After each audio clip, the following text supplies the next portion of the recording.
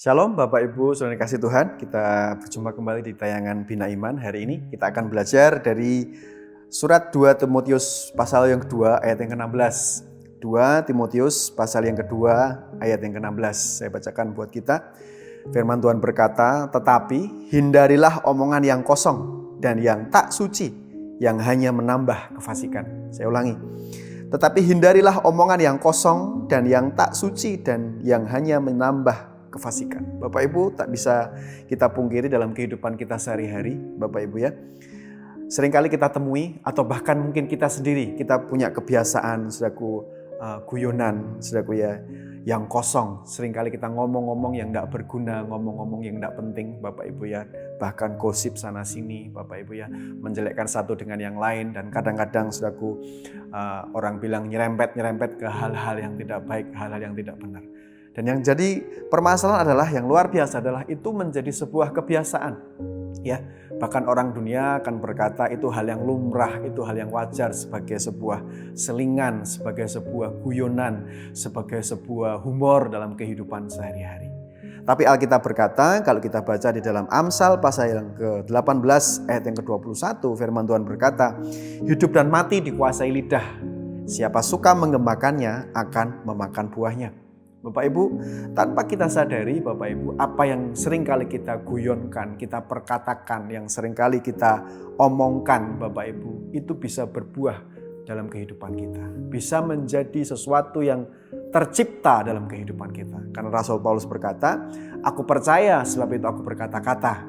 Bapak Ibu, tanpa kita sadari, apa yang kita perkatakan, apa yang kita keluarkan dari mulut kita adalah bentuk dari apa yang kita percaya. Nah, kita berkata tadi, kita belajar, hidup dan mati dikuasai lidah, siapa suka mengemakannya akan memakan buahnya. Kalau kita suka ngomong omongan yang kosong, hidup kita pun akan kosong. Ya. Kalau kita suka ngomong hal yang tidak suci, hidup kita juga pasti tidak suci. Bahkan kita berkata, kalau kita suka ngomong yang kosong dan suka perkataan yang tidak suci, itu akan menambah kefasikan. Ya, tadi kita baca, kita disuruh menghindari omongan yang kosong, kita disuruh menghindari omongan yang tidak suci, karena itu akan menambah hidup kita jadi tambah fasik.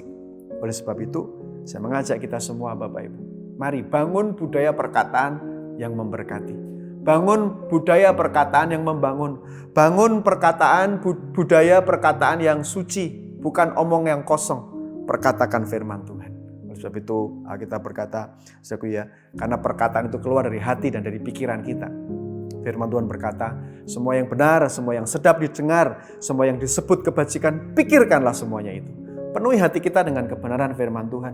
Penuhi hati kita dengan, saudaraku, perkataan Tuhan. Supaya apa yang keluar dari mulut kita bukan omongan yang kosong, bukan omongan yang tidak suci, yang akan menambah kefasikan kita.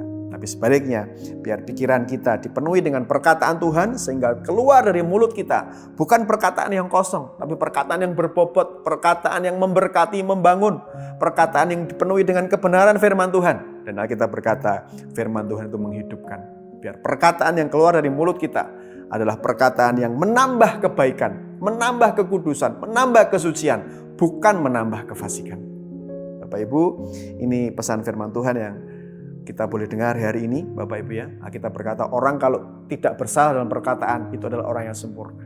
Mari kita membangun kesempurnaan hidup kita sesuai tema gereja kita tahun ini, dengan belajar membangun perkataan yang bukan perkataan yang kosong, bukan perkataan yang tidak suci. Ya, Bapak Ibu, mari kita membangun budaya berkata-kata, saudaraku, tidak menjelekkan satu dengan yang lain, tidak, saudaraku, perkataan yang melemahkan, tapi perkataan firman Tuhan yang menguatkan, yang memerdekakan, yang menghibur, menasehati sesuai dengan kebenaran firman Tuhan. Dan hidup kita akan berbuah-buah kebenaran bagi nama Tuhan. Terpujilah nama Tuhan. Tuhan Yesus memberkati.